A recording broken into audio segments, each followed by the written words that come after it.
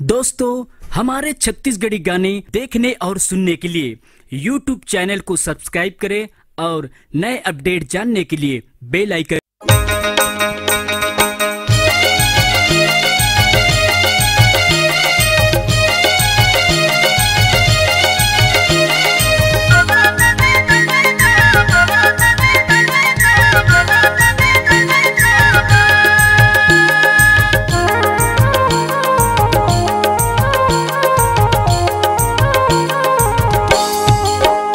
अरे हाँ ए गोरी वो छन आबे तय कुबमा। अरे हाँ ये गोरी वो छन आबे तय कुबमा। अरे छन आबे तय कुबमा गोरी वो छन आबे तय कुबमा। अरे छन आबे तय कुबमा गोरी वो छन आबे तय कुबमा। अरे ऐसे लगा ही रंगुलाल, अरे ऐसे लगा ही रंगुलाल ए गोरी वो छन आबे तय कुबमा। अरे ऐसे लगा ही रंगुलाल ए गोरी वो छन आबे तय कुबमा।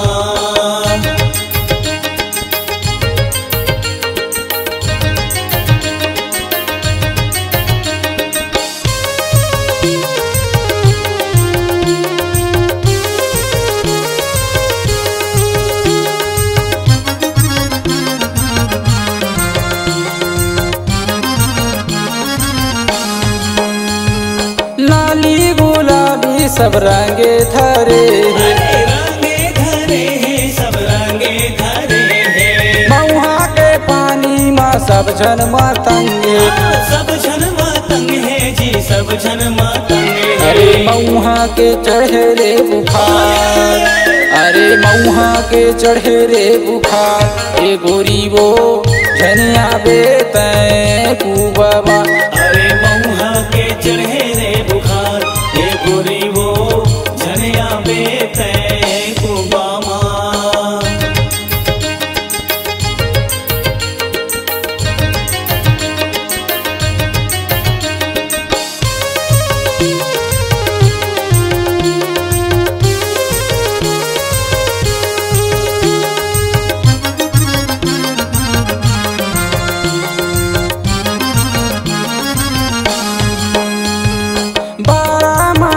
माथे फागुन तिहार, अरे फागुन तिहार जी फागुन तिहार ना। ऐसे मना ले जना सब लर है यार। अरे सब लड़ा है याद जी सब लड़ा है याद। अरे छूटे झन कोनो मोर यार, अरे छूटे झन कोनो मोर यार ए रानी वो झन आबे तय कुबमा।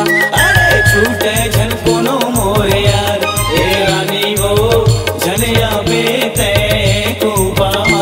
अरे ऐसे लगा ही रंगुलाल ए गोरी वो झन आबे तय कुबमा। अरे ऐसे लगा ही रंगुलाल ए गोरी वो झन आबे तय कुबमा। अरे जो हित लगा ही तोल गुलाल ए रानी वो झन आबे तय